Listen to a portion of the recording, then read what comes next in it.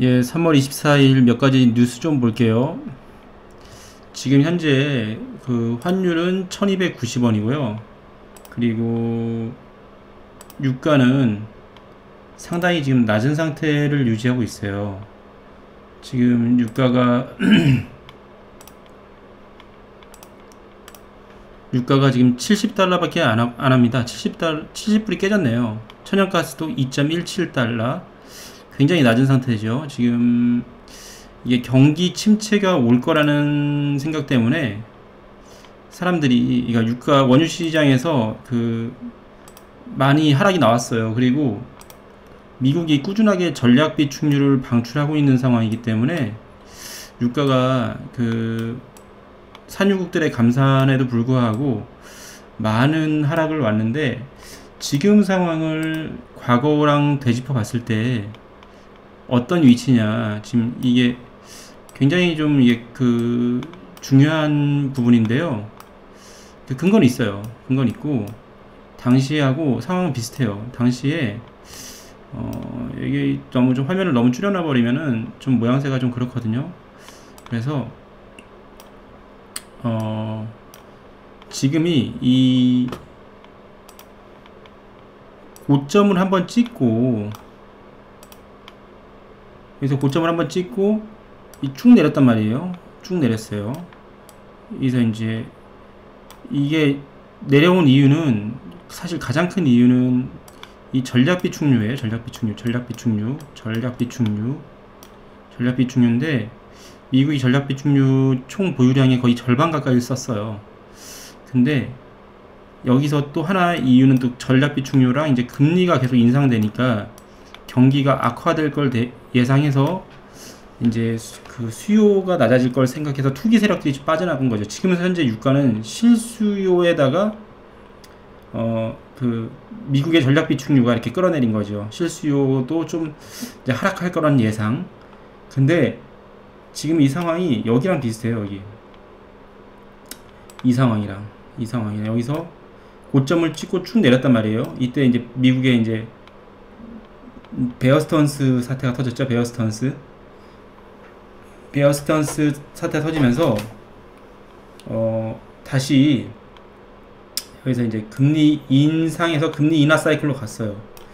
근데 지금 여기서 만약에 그 현 상황에서 좀 여기서 이제 다지다가 이렇게 더 밑으로 내려가기 힘들 거예요. 생산 단가가 있기 때문에, 원유가 여기서 다지다가 금리 인하 사이클로 갈 경우에, 아니면 금리를 동결한다든가 금리가 인상을 안 한다든가 하면은 이렇게 쭉 위로 가지 않을까.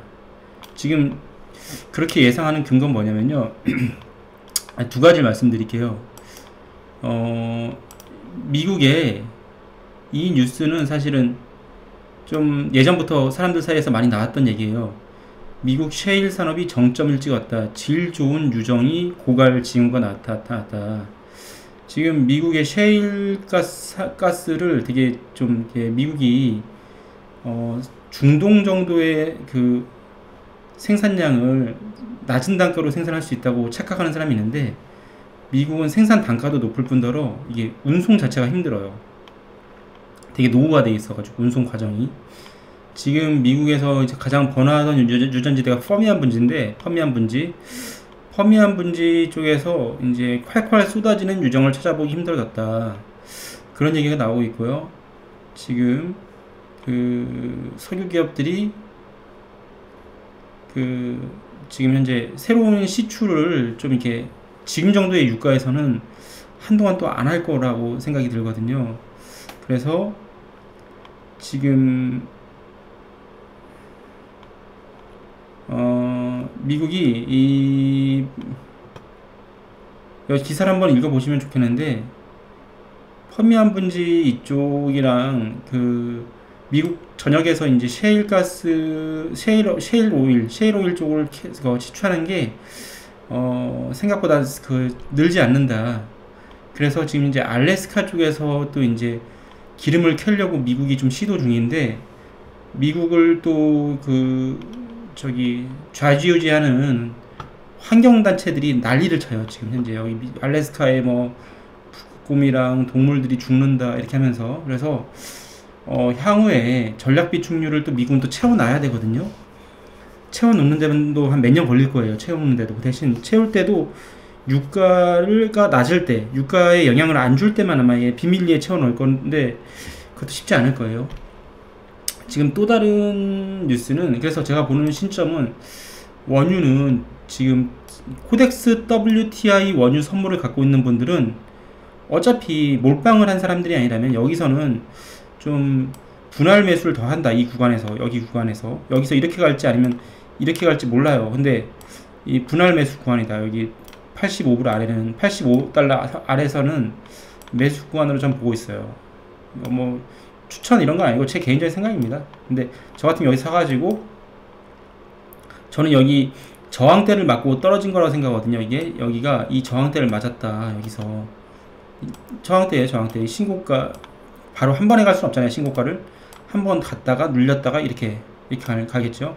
대신 이번에 가게 되면 200불 넘을 거라고 저는 보고 있어요. 그 다음 보실 것들은 이건 되게 중요하게 잘 보셔야 되는데, 새마을금고가 건설 부동산업의 대출을 엄청나게 많이 해주는데 지금 연체가 한 달 사이에 9천억 원이 늘었어요. 새마을금고가 자기 자본금이 얼마인지 모르겠지만 지금 얘네 같은 경우에 연체를 이렇게 되게 되면은, 연체를 이렇게 많이 연체율이 높아지면 첫 번째 이유로 뭐냐면 일단은 얘네가 돈이 좀 부족하게 되고 지급준비금을 맞춰야 되니까. 그리고 두 번째로는 뭐냐면 새마을금고 불안해 하면서 사람들이 돈을 빼기 시작해요. 목돈을 맡긴 사람들이 빼기 시작하면은 지급준비 더 모자라게 되고, 새마을금고는 또 그걸 지급준비를 맞추기 위해서 또 수신금리를 높이 올릴 거란 말이에요. 그러면은 또 얘네가 이제 장사해서 적자가 날 가능성이 높아지죠. 그러니까 새마을금고, 지금 신협 이런 데들은 뱅크로는 사실은 실제 은행이 나빠진 것도 있지만 소문이 만드는 거라서 이런 것들이 뉴스에 나올 정도가 되게 되면 쉬쉬하다가 나온 걸 거예요. 근데 연체율 지금 심각해요. 보세요. 19년 말에 2.49였던 게 지금은 9.23까지 올라갔대요. 연체율이 9.23이면 10건 대출해주면 한 건이 터진다는 얘기인데, 이걸로 끝나는 게 아니겠죠. 더 나오겠죠. 지금 현재 아직까지 겨우겨우 막다가 20%까지 늘 수 있어요. 그러면 사실상 새마을금고는 개별적으로 운용되고 5천만원까지만 그 금고법에 의해서 보호가 되기 때문에 새마을금고에 너무 많은 돈 넣는 사람들은 좀 조심하고, 지금 가장 안전한 곳은 우체국이죠. 우체국은 전액보증이니까. 그 다음 보실 뉴스가 현재 미국 채권 쪽이 어떻게든 이게 채권이 되게 신기한 게, 경기가 악화될 거라는 얘기가 나오면은 사람들 돈이 채권으로 가게 돼 있어요. 근데 또한 미국이 이제 위험하다, 미국이 부채 비율도 너무 높고 이제 채권도 안전한 자산이 아니다, 이 두 가지 논리가 서로 지금 싸우고 있는 거예요. 채권이 안전하다, 채권이 어떻게 보면 이제 예금자보 이런 거랑 관련없이 안전할 수도 있죠. 국가가 보증하는 거니까. 근데 미국의 화폐 가치가 유지할 수 있냐, 나중에 내가 채권 만기 때까지 가져가거나 아니면 상당 기간 가져갔을 때 미국의 화폐 가치가 혹시 다른 나라의 화폐 가치보다 처지는 게 아니냐, 이런 것 때문에 원래는 이렇게 경제가 나빠질 거라고 예상되면 장기채나 중기채 금리가 쫙 떨어져야 되는데 그런 것도 아니에요. 사실 나는 우리나라 국채 시장이 가장 신기해요. 한국 국채가 내외 금리차가 이렇게 높은데, 미국과 금리차가 높은데도 낮은 채권 금리를 유지하는 것 자체는 지금은 어떻게 보면은 뭐랄까요, 과거의 관행대로 투자하는 사람들의 관행이 채권 금리를 끌어내렸거나 아니면은 중앙은행이 개입을 한다든가 이렇게 볼 수 있어요. 근데 저는 올해 한국의 채권 발행량이 되게 많을 거라고 생각하거든요. 국채 발행량이. 왜냐면 재정이 빵꾸가 났기 때문에 많은 양의 채권을 발행해야 그 재정 수지를 맞출 수 있어요. 그리고 지금 화폐 달러가 1291원인데 이 달러도 지금 내외 금리차나 우리나라의 무역 수지에 비해서 너무 낮은 환율이에요. 1291원엔 정도면은 향후 이제 악화될 전 세계 경제나 여러 가지 면을 봤을 때 너무 낮은 상태로 있거든요, 환율이. 그래서 저는 이게 두 가지 가능성인데요. 이렇게도 볼 수 있어요. 하나는 진짜로 미국이 망해서 아니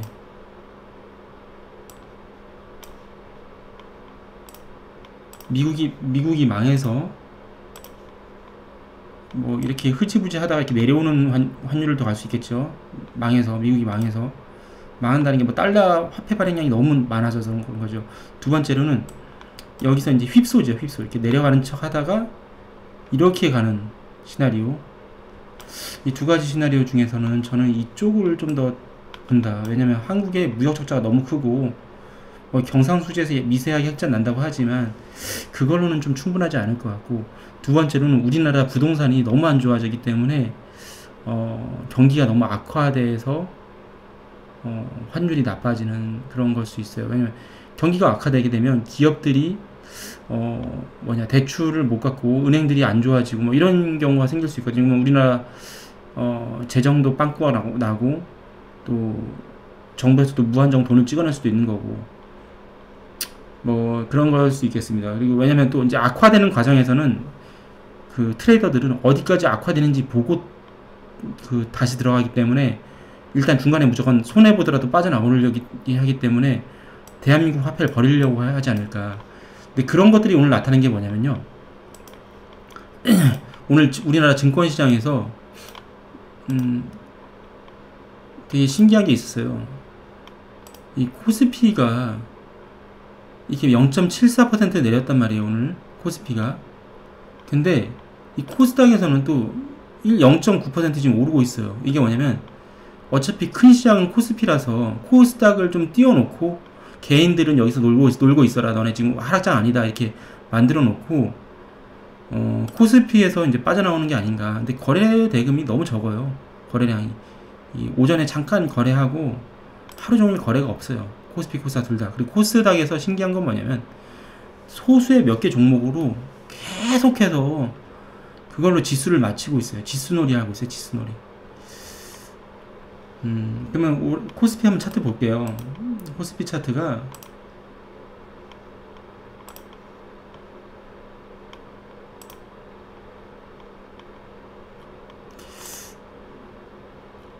코스피 2400대면은 지수가 그리 높다 낮다 이렇게 얘기할 수 있지만 코스피가 무거워졌어요. 우리 예전에 한 5년 전 10년 전에 코스피가 아니에요. 너무 많이 기업 IPO가 있었기 때문에 이 시가총액이 엄청 커졌어요. 지금 과거의 2400이 지금의 2400이 아니에요. 시가총액이 엄청나게 늘어났죠. 이게 지금 코로나 이후부터 보는 건데 여기서 진짜 명백하게 갭이 있어요. 여기서 갭. 이 갭까지 가면서 메꾸면서 이렇게 갔다가 이렇게 내려갈 수 있는 거고, 그리고 두 번째로는 뭐 이렇게 흐지부지 가다가 떨어질 수 있는 거고 아니면 바로 떨어질 수 있는 거죠. 또 하나 시나리오도 있어요. 이렇게 했다가 이렇게 올라갈 수 있는 시나리오. 이건 사실 제 머릿속에서는 배제하고 있어요. 이런 시나리오는 없다, 제 머릿속에서는.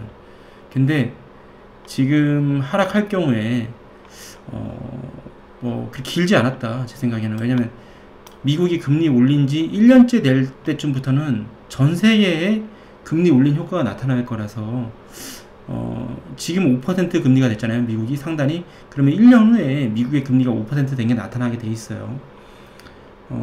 코스피 같은 경우에 올 하반기는 정말로 좀 어렵지 않을까. 아니면 하반기에 이런 가능성도 있어요. 우리나라 2020년도에 코로나 전에 폭락할 때처럼 한번 떨어졌다가 이렇게 올라갔다가 이렇게 떨어지는 가능성, 이런 것도 배제하지 않습니다.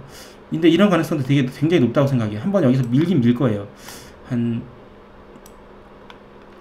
2000 정도까지는 밀지 않을까. 2000 아래로까지. 그 다음에 보실 게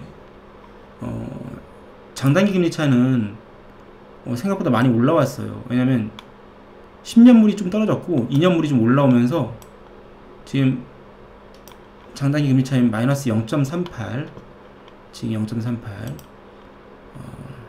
그리고 이게 매일 발표하니까 10년, 2년은 10년 3개월물은 마이너스 1.35. 지금 현재 은행들이 대출이 지금 현재 많이 진행되지 않는 상황이란 얘기죠. 그리고 연준 자산이 너무 많이 늘어났어요. 838, 833까지 늘어났던 게 지금 4천억 달러를 다시 또